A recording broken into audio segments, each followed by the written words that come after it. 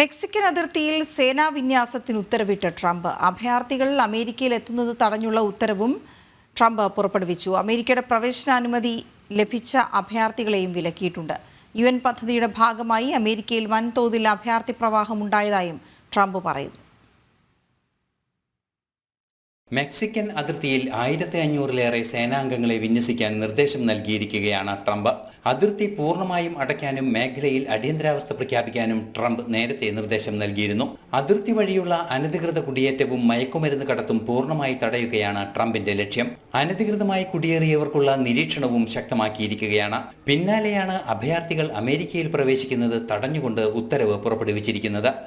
യാത്രാനുമതി ലഭിച്ച അഭയാർത്ഥികൾക്കും വിലക്ക് ഏർപ്പെടുത്തിയിട്ടുണ്ട്.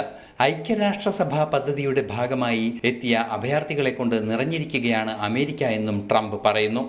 അമേരിക്കയ്ക്ക് താങ്ങാനാവുന്നതിൽ ഏറെയാണ് അഭയാർത്ഥികളുടെ പ്രവാഹം. ഇവർക്ക് വേണ്ടി ചെലവഴിക്കാൻ അമേരിക്കയുടെ കൈവശം പണമില്ലെന്നും ട്രംപ് സൂചിപ്പിക്കുന്നുണ്ട്. ലോകാരോഗ്യ സംഘടനയിൽ നിന്ന് പിന്മാറുന്നതുൾപ്പെടെയുള്ള കടുത്ത നടപടികൾ നേരത്തെയും പ്രസിഡന്റ് സ്വീകരിച്ചിരുന്നു. ഇന്റർനാഷണൽ ഡെസ്ക്, ജനം.